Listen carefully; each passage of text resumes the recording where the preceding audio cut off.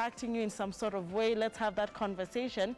But I picked this from somebody's profile. Tell you what, your life is like a live TV series, and that did catch my attention. Your seasons are called transitions. Now, most often than not, each of us are trying to make changes and adjust to different seasons in our lives, something that is not as easy to hack. The question is, if change is inevitable, then how can we adjust to these seasons? Because they are impacting our lives. But you'd ask yourself, what is a transitional phase of life? What are life stage transitions? Now, life stage transitions may include, according to what I know, we'll hear from the expert, are things as simple as moving schools, starting or finishing university, starting a new job, adjusting to chronic illnesses, moving away from friends or family, or even losing somebody you truly value and adore. They can have a serious impact on general health and well-being, but how then can we adjust and manage these transitions that so heavily impact our lives? Meet Anthony Washira, an emotional intelligence coach, millennial consultant, international speaker, training facilitator, and most importantly this morning, a transition coach. Now, Anthony believes and is persuaded that everyone was created with unique superpowers that need to be activated to help create impact, and he calls them the X Factor. Anthony, thank you so much for joining us this morning. Thank you very much for having me, and thank you for that intro. I was actually, intrigued. I said, the influential, the X Factor, you actually call them superpowers. Can we begin from that? What do you mean by the X Factor, and what are they? Thank you very much for that question.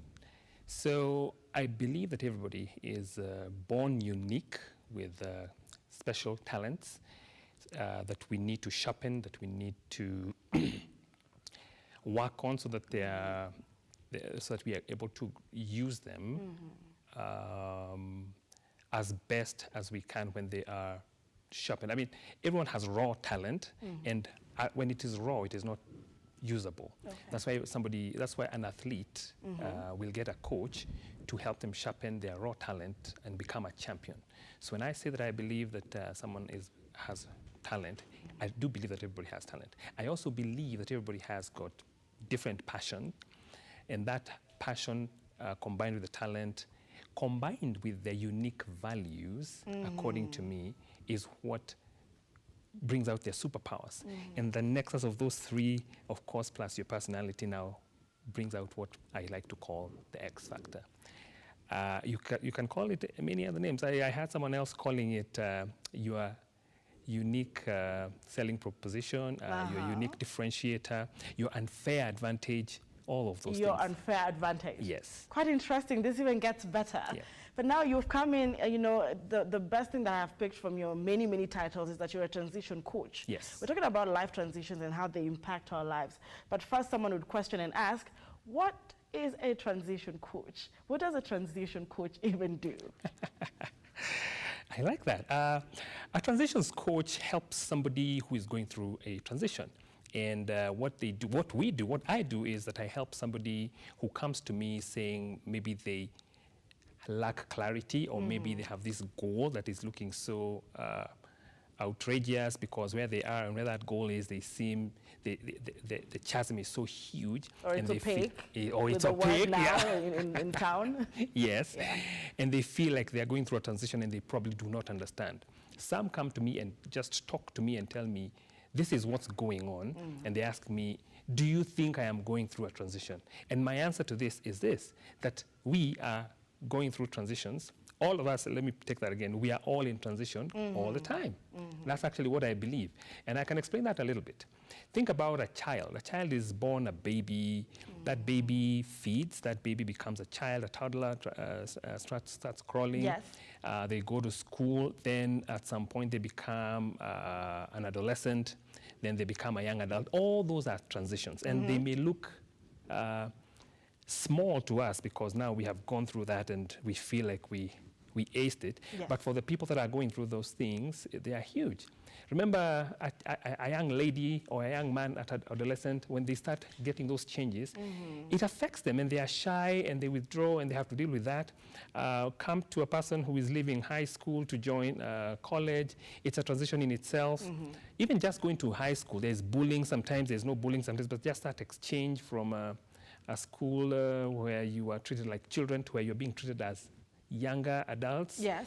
It's a transition, and so on and so forth. So think about that, think about marriage, think about getting kids, all the way to empty nesting, all the way to death. It's a journey of seasons, and we are going through those every day. So we are all in transition. And I'm sorry to interject, but you mentioned seasons, and that just, you know, you reminded me something. When I picked that from your profile and you talked about our life is like a live TV series, and you said your seasons are called transitions. Now let's get into why you are comparing these transitions as seasons. It might look quite obvious. We could go deeper into why you're even comparing this to a live TV series. So that makes us the main cast here. Yes. So like I am explaining that life itself, the sequence of life is transitions. Yes. Now those are simple transitions that we almost anticipate most of the time. There are other transitions, so life is very complex. Now there are other transitions that we don't quite anticipate that are hidden all through those seasons, because for instance, when you get a job, there are issues that happen at the workplace. There are issues like downsizing, there are issues like promotions, there are issues like transfers, there are issues like being moved to a different country. There are issues like a parent dying, like losing a sibling. So all of those usher somebody into transitions. So when I say that your life is like a live series, yes, I want to liken it to something that we talk about all the time, something that we like to do or like to watch. So I'm inviting someone to think of a series that they like or they love. Actually, I want them to think about the one they love. Yes. And then I want them to think about the character who stars in that series, who the series is built upon. I'm not a fan of series anymore. I kind of think they're too long nowadays. But when I used to watch, I won't even mention the one I watched because it's too old. But the main character in your series should be you. Most of the time, it is not, and because we are letting life beat us, we are letting. Sorry, I'm saying it the wrong way. Most of the time, because life is beating us and life is taking away our joy, and we are overwhelmed. And especially this season when we have just gone through COVID, the COVID season, which took a toll on all of us. And then the war in Ukraine that brought another issue that affected the price of ugali. That's true. Or so we are told. And then an election. So it's been a pretty difficult season for us as Kenyans, for instance. So in those transitions, how can I be the star of my transition? Because yes, they may be national. Okay, in fact, when we begin with the COVID, that's a global transition. It was global, yes. So is the war in Ukraine. But the election is national. But a friend of mine who is a mentor to me says that all crises are local. So they may be happening there, but the effect that it has on you is local to you and local to your community. So that's why I'm talking about you can be a star in your own transitions by harnessing your passions, you harness your strengths, you harness your values, and look for the impact that you can create in that season. I like that you picked the impact that you can create in that season. Are you then saying that we have the power to influence and create a certain impact in that season? What are we looking at? Is there a point in time where I can then create negative impact? Yeah, unfortunately, yes. And I like that question because do we have the power? Yes, we do. We all have a circle of influence. We have things that we can influence. We can influence, first and foremost, ourselves. There's a management tool that talks about the circle of influence. That's the one that we can influence, and the circle of concern, the one that we can't influence. For instance, we cannot influence the weather. Absolutely. No matter who we are, we would love it to be sunny, we would love it to be warm. We cannot do anything about it. We wake up and deal with the weather that we find. So there are things like those that we cannot influence. In the very same way, we may not be able to influence some things like the turnout of the court case yesterday, for instance. Some of us wanted Azimio, others wanted Ruto. But it happened the way it happened, now we have to deal with it. So we may not have influenced that despite, even when we voted hoping, but we have to accept the outcome. So there are things that we may not influence, but we can influence how we react, how we respond by being proactive. And that's why I'm saying that we need to know ourselves. We need to understand our strengths. We need to know our persuasions and look for our passions, what makes us tick. And then, the one I had talked about earlier, our values are the ones that dictate the limits of what we can do and what we cannot do. And they're the ones that dictate, especially when we find ourselves in a place where there is compromise and we say, I'm not going beyond there.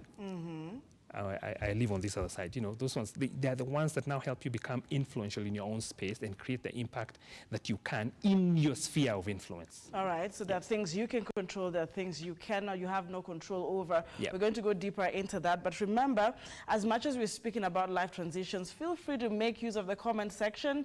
We're live on Facebook and on Twitter, across all social media platforms. Anthony is here to help you walk that journey of transition and actually create impact through those seasons and within those seasons. Now, Anthony, you have helped over 6,000 clients across 5 continents. Yes. I'm just going to mention those continents for those who are trying to figure out which ones. It's quite obvious. North America, Europe, Africa, Oceania, and Asia, using a coaching approach to correlate enabling mindsets, skills, and tools to leverage the X factors. Now, I'm coming home closer to localizing this issue. How does mindset come in? What tools do we need? Because every single day there's a transition, there's a season. But there are certain things I need to put in my handbag, and that is probably in my mind, that will help me, you know, constructively go through these transitions. I hope you don't mind putting them closer in detail so that we understand what are these tools, and what kind of mindset do I need to go through life seasons and impact myself positively. Wow, all right. Now, looking at life as a journey, we have many different types of transitions, and the easiest are the ones that we are talking about. We are calling them anticipated. So we anticipate that they will happen because they follow the curve of life. We grow old, we give birth to children, we marry, we die. That's the natural progression. Then there's something we call anticipated.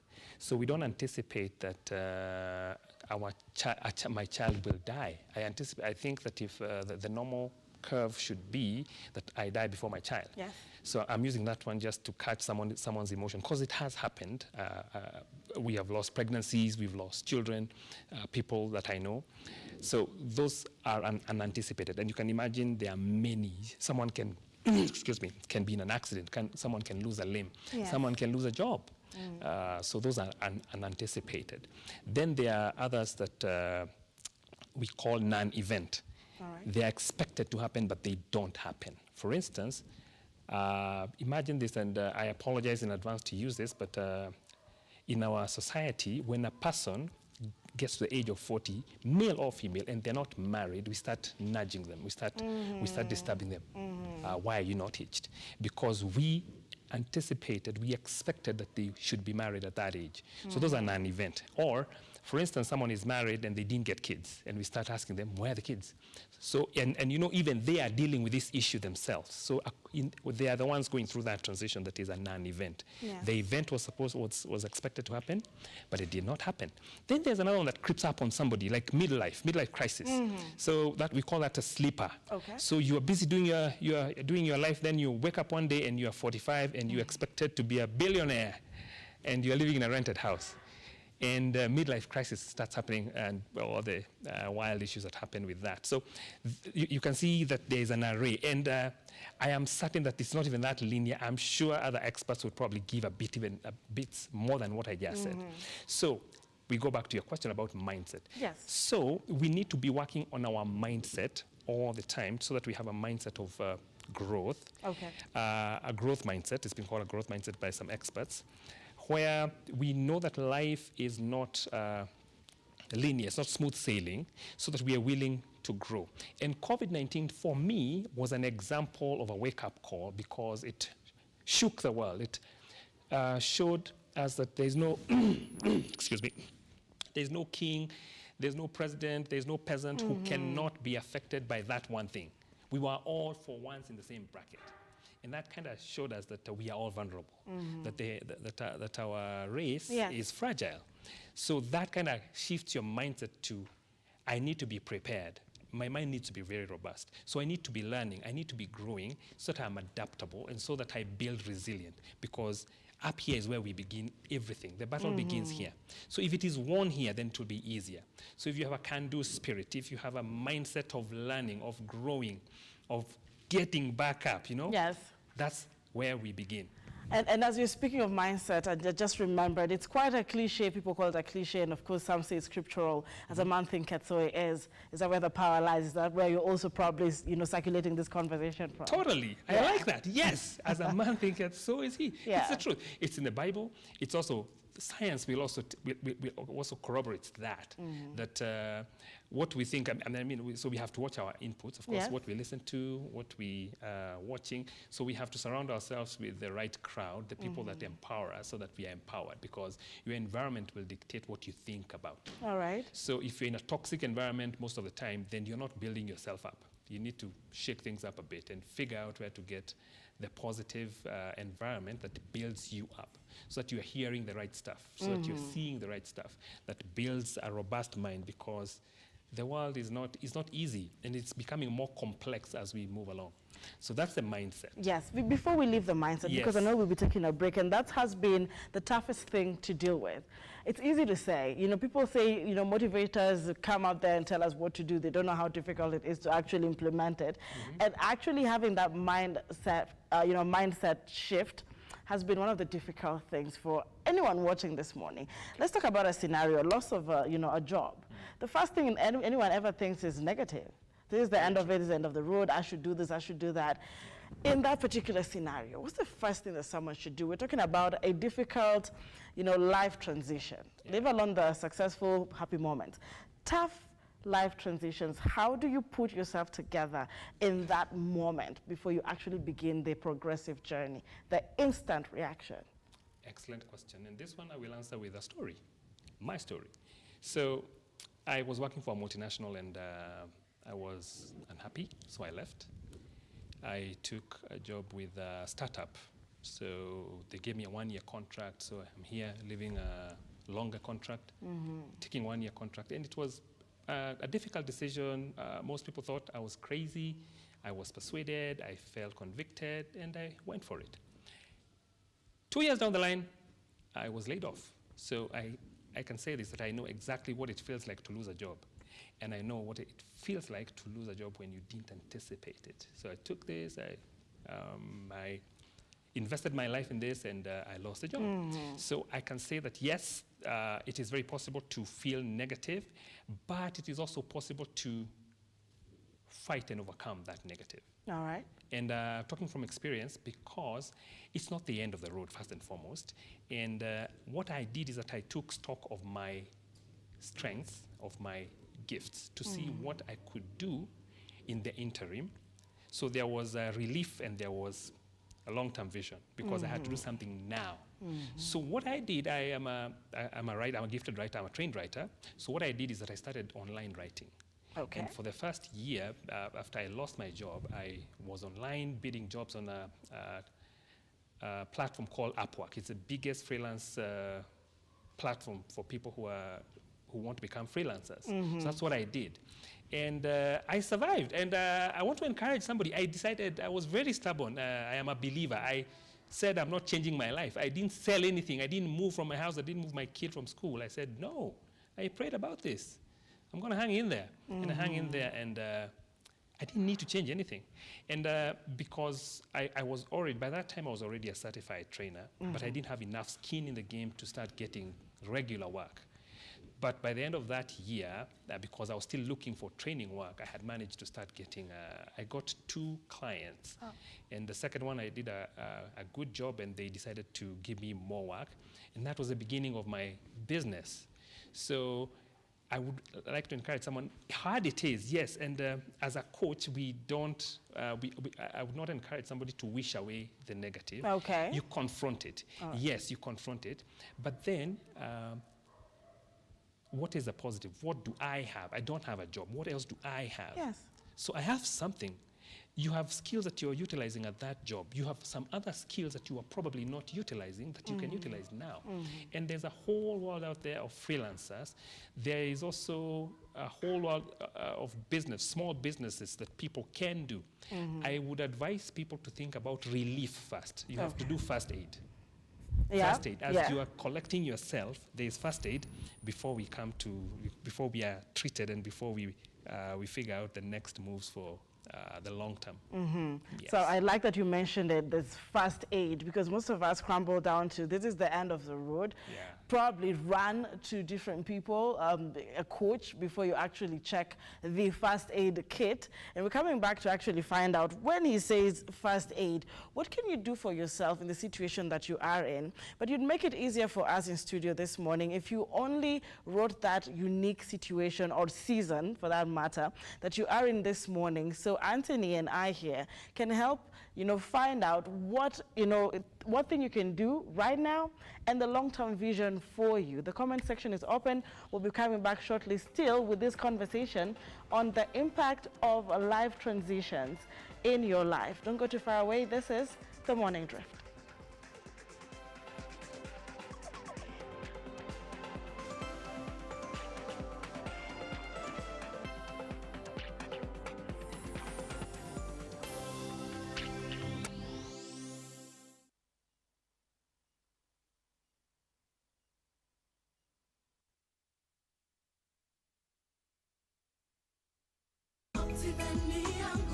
Get a chance to wake up as a tourist as you view Mount Kenya every day by buying a plot of land at Wema Gardens, Naru Moru.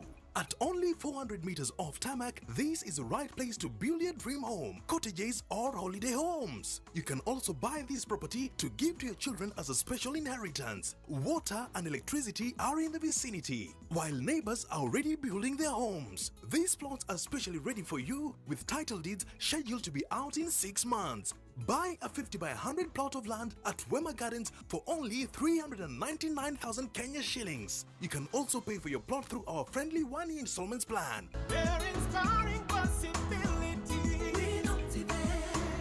Badilisha maisha yako na kuachua chapa.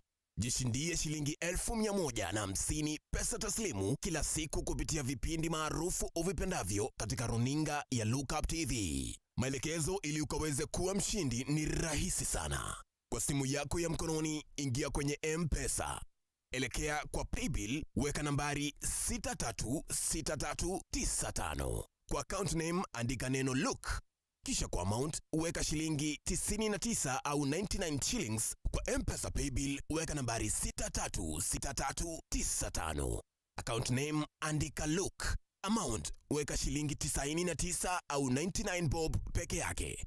Kumbuka, unavyocheza mara nyingi ndivyo unavyoongeza nafasi zako za kuwa mshindi. Unasubiri nini? Badilisha maisha yako leo na kuachua chapa. Mchezo huu umeidhinishwa na BCLB na ambao hawajafikisha miaka 18 hawajaruhusiwa kucheza. Cheza kwa kuwajibika. Mwanaume ni nani? Mchango wake kwenye familia na jamii ni upi? Sasa nyingine tunakazana, mama anaacha baba wife naenda shughuli kidogo. Changamoto anazopitia kuiandalia familia ni zipi? Haya ni makala ya Mwanaume ni. Basi kwa uhondo kamili ungana nami Samia Dika kwenye makala ya Mwanaume ni kila siku ya Alhamisi kwenye runinga ya Look Up.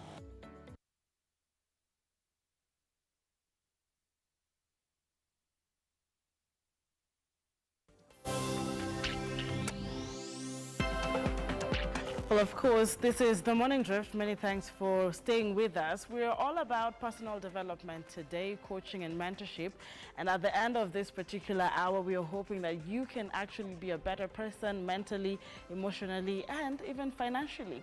But you see, when you talk about transitions, it is about seasons. And somebody walked up to me the other day and said, why are transitions so difficult? And Anthony, I'm going to come back to you again. As much as it is part of our lives and we have to actually go through these changes, someone would ask, don't they have to be as easy as nature? Why are they so difficult? Is it mindset that makes them look difficult? How can we begin to see them more as growth and not difficulty? Wow. That's a fantastic question. I honestly believe that one of the reasons why transitions are difficult is because we human beings do not like to change. We like the idea of change. When it comes to, I saw this meme. Somebody was asking, who wants change? And all hands were up. The second one was, who wants to change? And the faces were down like this. Okay. The third question was, who wants to lead that change? And there was nobody. They had all gone. We like the idea of change. Change means that there's newness. Change means that there's freshness. But we are really comfortable when we get used to where we are. And that, for me, usually is one of the reasons why sometimes transitions are difficult. Of course, remember when I also tried to describe them, there was the unanticipated ones, yes. there was the sleeper, and there was the non-event. So if those are not comfortable ones, so there's that too. So it's a complicated problem, but they can be quite gut-wrenching. All right. Yeah. So by either way, you cannot run away from it. So you have to figure out how to approach, manage, and adjust. Very true. You started by talking about the mindset. Yes. There are many other tools we have to put in that first aid kit and, yes. of course, progress with. Because what then do we have to equip ourselves with? I know we have to build resilience, but among other things. Okay. So when the mental health, our mindset is healthy, our mental outlook is good, then we can now start looking at what tools we have. And tools could be anything from your networks, because from your networks is where you might find even feedback that is good for you. I'm assuming that now you've lost your job, for instance, the big thing that we had talked about. Yes. And you don't know what to do next. I think I would advise that person to speak to their friends. You have friends, talk to them. Find out if there are some skills that you've been overlooking. Find out in which way have you been told that you're helpful.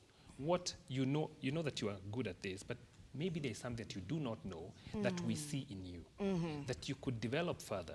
And then there's another tool that is very available and free called YouTube University. Check that out and go wild. Look for when someone loses their job, and you will find so many people that can encourage you. And you'll find things. Remember, we're talking about survival. We need to survive first before we can thrive. So to survive, there are so many things that you can find that you might be able to do.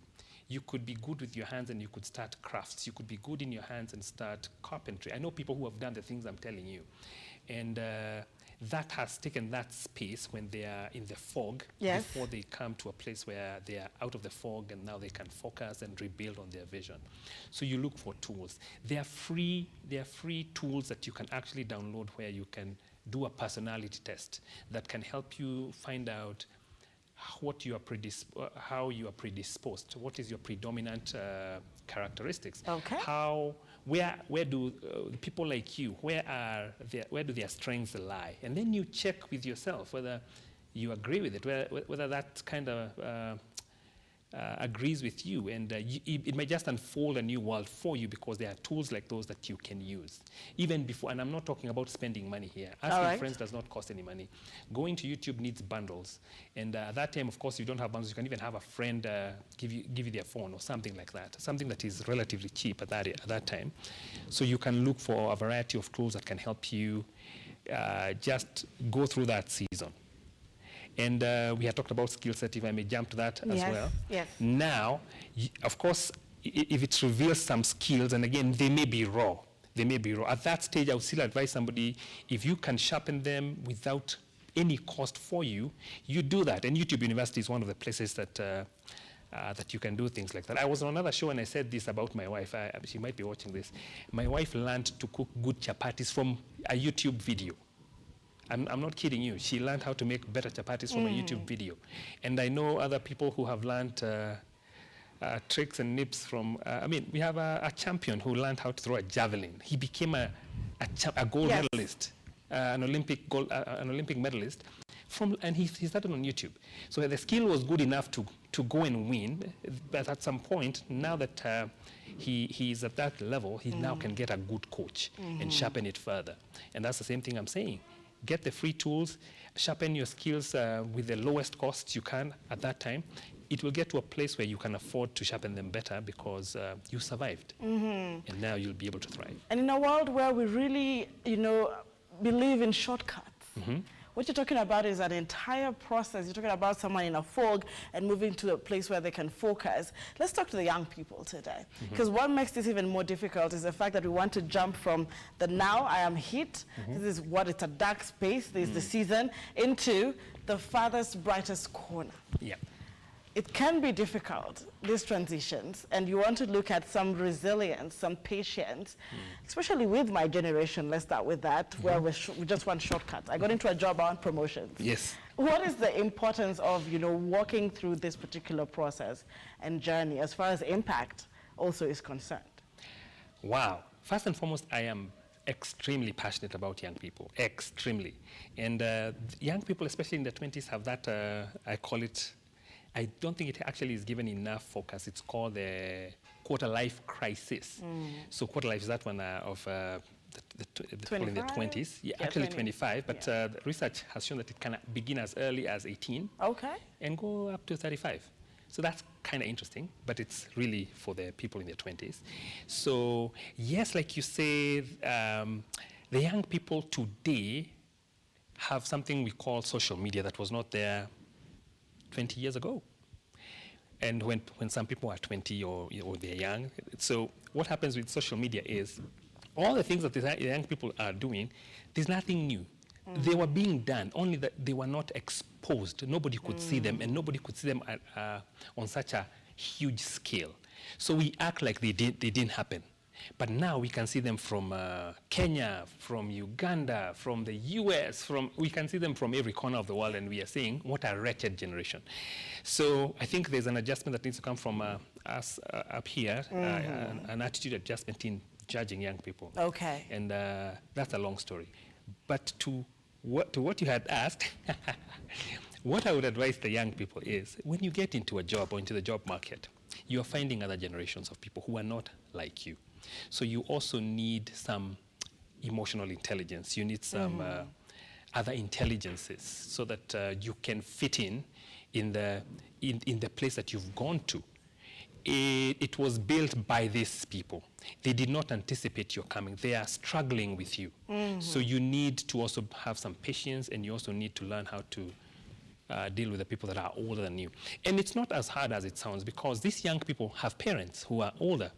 And if they have managed to build relationships with their parents who don't quite understand them, I have a preteen, and I can say you have a lot of adjusting to learn. The way the younger people are behaving, you have to adjust your nini all the time, because all the time you think you've done it because you were victorious last week. Then something else happens this week, and you think, where? It's a continuous learning process. You actually drop the way. Yeah, it can get to that.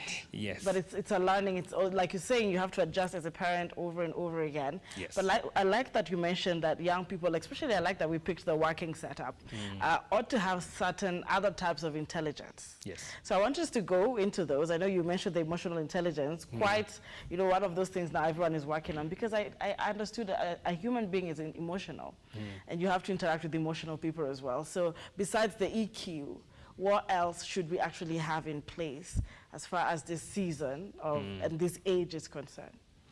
Besides EQ, we all need adaptability, because we live in such a complex world. It has been called VUCA. Have you heard the term being thrown around? It's been called VUCA. It's volatile, uncertain, complex, and ambiguous. Actually, that is something we were discussing with Dr. Victor Abe. He wrote it in his strategic corporate strategies. Okay, yeah. Awesome. So, and the antidote for that, somebody wrote an antidote for that, which I like very much, for the volatility. We need to have vision, and we need to help everybody actually learn to have vision, so that we are always working towards a goal. We are working towards something. We are not helter-skelter running like a headless chicken. For where there's volatile uncertainty, when there's uncertainty, we need to create understanding. So we need to simplify. It's a complicated world, so we need to speak. We need to simplify things as much as we can in these complexities if we want to get people moving in the direction that we want them to move. For the C, the complexity, we need clarity. Again, Yes. it speaks also to simplification, to make things more clearer, because there's too many things, and it's so easy for somebody to take a wrong journey or to take the wrong Turn. Yeah, thank you very much. And for the ambiguity, we need agility. We need to act quickly. And those are some of the skills like agility, communication. I remember a few years ago, we were talking about the 4 C's that are relevant in the 21st century skills. Communication, creative thinking. The other one was what? The other thinking, creative thinking. The best, you know, every time people talk of the C's, the different versions of C's over and over again. So I'm trying not to interject yours. So there was communication, collaboration, creative thinking, and critical thinking. All right. But they are a must-have for us to fit in the complexities that we are finding, because you have to communicate across generations, across geographies. You have to work together. We have collaborative tools that are being developed because of the dispersed working. You have people in an office in London who have an office in Kenya, who have another one in Nigeria. So you have to have collaborative tools, and then you have to be very creative, and also critical thinking, which is looking at a problem from all different angles. So those are other skills that we need to learn to develop. And I hope that this actually does apply also to people who are now transitioning, and I'm going to go deeper into relationships. Which is pretty much what makes up our lives. As much as then, these also then sometimes trickle into your workspace. So let's go into the relationships, including how then to deal with, you know, someone is actually divorcing this morning. It's not gonna be easy. But we're looking at what you can do in the fog moment. In the fog moment, they're probably, you know, divorcing or separating. When this actually strikes, what is the most prudent, wise, sober thing to do at that time where it's foggy before even proceeding to thriving? There is survival mode. Wow. I will say this, I have had the privilege of dealing with cases like the one you just said, and they are very difficult. So what I have seen works very well is to have a good friend. We cannot emphasize the importance of a good community, a network. That statement that your network is your net worth is so true, because what you need when someone goes through a divorce, from what we hear and what we've read, because most of us have not gone through a divorce, so we cannot even begin to imagine what is going on, and we don't know the reasons that they have ended up there. But a divorce takes a toll on you, and worse still if you had children. So if you have children, you have to think about their stability, yet you are not stable. So the network of friends and possibly good family members who are willing to support you during that period comes into play. And they're the ones that can hold you up during that season. I've coached somebody, and I have told them that I am your coach, but I recommend that you still have a friend that you can go and talk to, that you can go and cry to, that you can go and vent. You still need that, because where you are loved and accepted, a divorce is a separation. So there was this thing that was working where you are loved and accepted and honored and lifted up. Now you feel the opposite. You are down in the trenches, you are downtrodden, you're being trampled upon. So what you need is actually a pick-me-up of some kind. So friends who will love you through that, who will not judge you, who will not tell you that you are going to hell and things like those, that's what you need at that time so that you can recover. Because that fog can go on for quite a while. All right. Yeah. And like when you mentioned you need a friend, someone would say, by the way, I had this in a matatu. Siku hizi kuna marafiki. Literally in Swahili. And we'll come back to talk about that level of trust or mistrust that then, you know, makes it difficult for people to actually build connections and networks. However, you're making it very clear here that you need that network, which will then ultimately be your net worth. Before we end this conversation, it's still very, very important to understand that even as much as we try to build resilience, there has been a norm of relapsing. A what? You relapse. Like Oh, you okay. want to you make steps ahead. Yes. The next season comes, it's new to you. Yes. And it needs a different style of formula. How do you, actually ensure consistency? Because these things are going to come in, like you said, they're in 3 categories.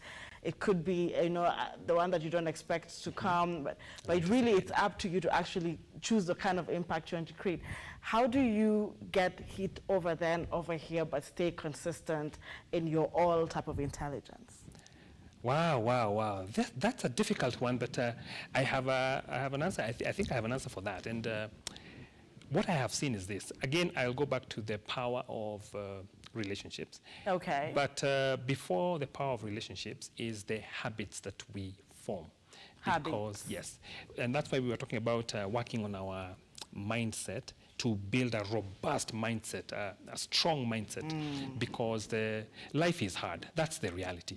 My 12-year-old, she's turning 13, I tell her that life is hard because these young people, they haven't seen as much difficulty as we have seen. I honestly don't think they have seen that.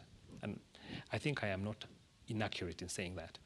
And sometimes you have to remind them they have to learn some things because life is very unforgiving. So they have to build a very robust mindset. Okay. And with a robust mindset and a mindset of keeping on learning and unlearning, and that it's a cliche, but it's a very important statement that we have to keep learning and learning and even relearning. And relearning here is learning something that we forgot. We used to do it, then we left it. So there comes a time when you learn to relearn. You go back to what you used to do. Then to unlearn is to unlearn a behavior that is disempowering, as little as negative talk. As little as negative talk. If you keep unlearning bad behaviors and learning good behaviors that are empowering, that is helpful.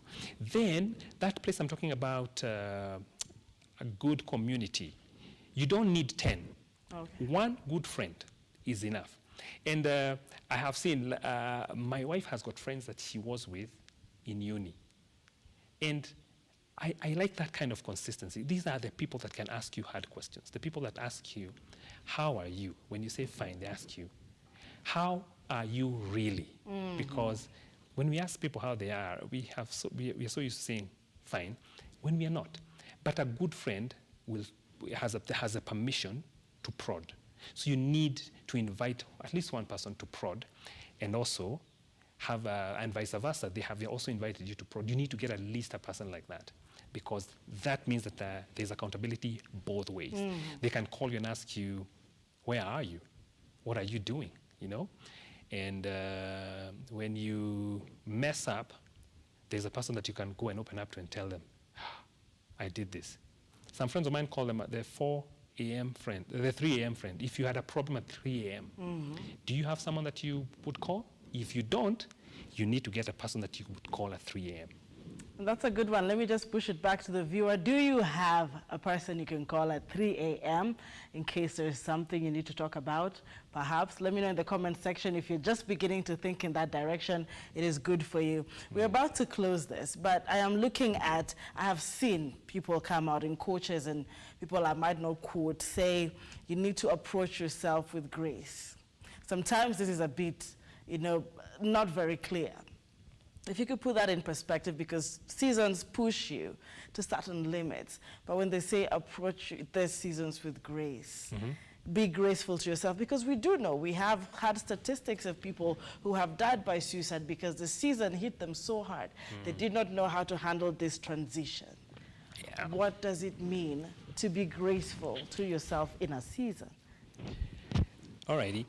I put it this way. I like the word grace. Grace is a beautiful word. I use empathy personally, but I like grace as well, because I think we're talking about the same thing. And it's approaching this grace or this season knowing that you are as human as the next guy. Because we tend to hold the bar a bit higher for ourselves. We don't forgive ourselves. There are people who are forgiven by somebody because they did something bad, but they didn't forgive themselves. They live with it, yes. And that's what we're saying, that we need to learn to forgive ourselves. We need to learn. Maya Angelou said something beautiful. She said that I did what I thought was best until I knew better. So we need to remember something like that. Sometimes we do what we think is best. And just look back at your younger self. You know, I look at some of the things that I did that were just outright childish. And I can't even give a reason why I did some of those things, especially in teenage. You do some things that are so, I am on TV, I don't even know the words to explain that. I don't even know. They're so crazy. Yeah, illogical perhaps? Yeah. When you think about them now, and you ask, why did you do that?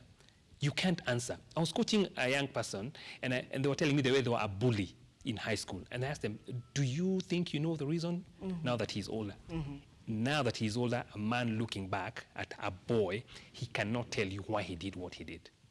So we do what we think, like Maya Angelou, what we think is right then until we know better. So we need to learn to forgive ourselves, to think of ourselves as a normal human who is limited, who will make mistakes, but not to linger on the mistake, not to linger on the disempowering. Acknowledge it.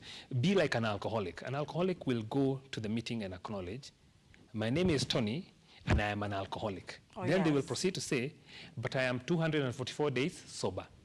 So by acknowledging your weakness, you're saying that you are very weak, you are capable of falling, but you are also acknowledging that you have done this much in your efforts to improve, to grow. To get better, to be better. Yes. And that reminds me on, you know, there's a lot of denial in these seasons, and so we mostly suffer transitional anxiety. I don't know if you could touch on transitional anxiety in whichever angle, because that makes everyone anxious to be in the next level sometimes. You're yet to be a billionaire, but you're already anxious about this entire money, or the salary. Let's just get closer to being paid.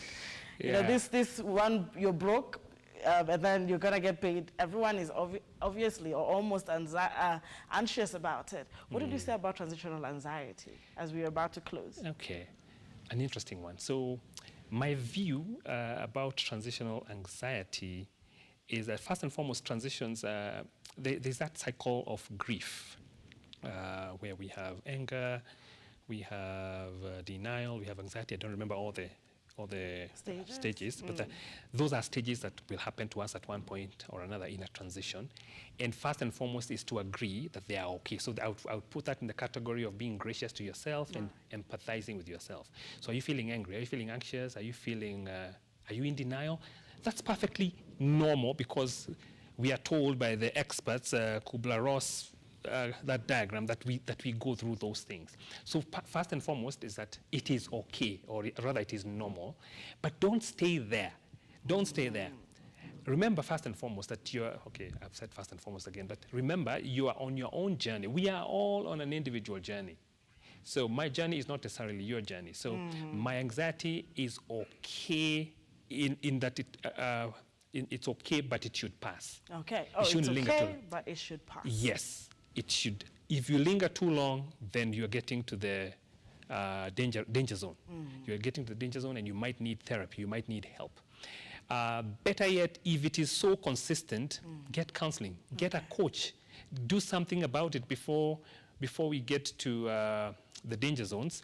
And if you were to look at the cases that you had mentioned about the suicide, especially among our young people, it's the overwhelm. It's the pressure. It's the FOMO. It's the social media, and a lot of it is not even true. But those pressures are the ones that are getting somebody so anxious. I'm thinking that I can't aspire to where you are, and we were together, etc., and I end up giving myself way too much pressure. So I like that you have mentioned that it is okay, but do not stay there. And we all go through this anxiety, and I'm just going to ask you right here, you know, on a light note, you are still going through life transitions yourself, Anthony. Yes. And you're pretty much putting all these things, in practice, aren't you? Yes. As much as you're a transition coach. Yeah, isn't that interesting? So we're celebrating you this morning, and thank you very much for your time. Yep. One of the things that I just really wanted, us to talk about is giving life meaning. And I'm hoping that we can have a session as well on talking about giving life meaning, because this is what it is to create impact. When you have a purpose and a goal and you have a vision, then you have to go through these transitions to actually get there. But if we were to just begin it in a very light note and to close this, what would you then say would be your closing remarks as far as creating an impact. I like there's a video you did actually on LinkedIn, and you said there is a matter of influencing your season. And what would you say on that, influencing your season? Because whichever the season somebody is in today when they're watching, what would you say about influencing that season as a closing remark? Thank you very much. As a closing remark, I believe that we have that uniqueness, like I had said earlier. I believe that we have, everybody finds purpose or mission, a personal mission or purpose or calling. And I also believe that we go through different seasons, even as we get to that purpose or calling that we are looking towards. So how do we influence our seasons? I'll look at my own life, for instance. So when I was little, I remember that I was a shy person, and I was really shy. In fact, I make fun, and it's the truth. When I was in standard 8, I couldn't get anybody to play with me. I was playing with people in class 2, and I kid you not, because I was this guy no one wants to play with, and I was really shy, and I was really small. So I go to high school, and of course that one, I'm still looking for myself, and identity crisis. I'm still a little boy, very shy, couldn't talk to girls, and they made fun of me a lot. I go to high school, and I learn how to play handball. And I look at this helps me explain that. So for that season, the biggest need for me was to get out of my low self-esteem. That was my biggest need. And then I found a game that was I didn't know. I got to learn about it in high school. And when I tried it, first and foremost, some team came to play against our team, and we thrashed them. And I thought, wow, that's a good team, that's a good sport. And I was poor in football and volleyball, which were the normal sports. I said, well, I'm going to try this one. I became good at this one. And I became so good. That is handball. Yeah, in handball. That people I didn't know knew my name. Now that was very significant for a person who had low self-esteem. That I'll pass by here and someone will call my name. I even remember that to date, that someone called my name and I didn't know them. I thought, it's possible. I felt like a celebrity. And it worked on my self-esteem because I learned, because I was good at this sport, I made the school look good. Beautiful. Because we won many times. And then I felt good, and I started looking good too, and I started feeling better. And when you have that skill, I was the leader on the field. And I actually learned that I am actually a leader. So usually, for you to command, for you to take charge of your seasons, you need to find what your X factor is for that season. Because now I can't play handball. I'm old. Even if I wanted to, I'd probably be a coach. Because at this age, I cannot compete with the young people. But for that season, my X factor was in sports. I was an athlete. I found that I was good at it. I sharpened my skills, and I was able to find my voice. And that's where I began overcoming my low self-esteem. So find your X factor for that season. What are your strengths? What are your passions?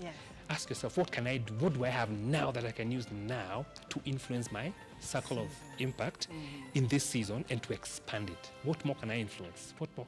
Concentrate on what you can influence more than the other issues that you cannot influence. Beautiful. Thank you very much for that. And that's just how I'm going to close that. So whichever the season, Anthony, I like how you put it in perspective. You can deal with, the season. There will be other seasons, and of course that's where the anxiety will be coming from. But there are things you can control. And there is that season that you are in at the moment. Concentrate on that and focus on your strengths, but do not forget to, confront. Don't run away from, your weaknesses and denial. Confront it, but do not even stay in those places, the negative spaces like anxiety. Thank you so much for your time. Thank you. And now I see there's so much power in seasons, and they make you a better person if you just choose to create impact constructively. And now that's it for the Morning Drift. I hope that we can see you again next Tuesday. Leave it in the comment section.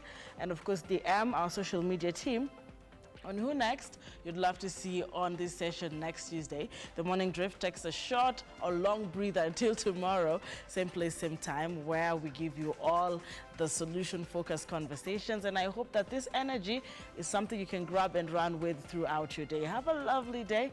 My name is Ankey Dorice, but enjoy the rest of the programming.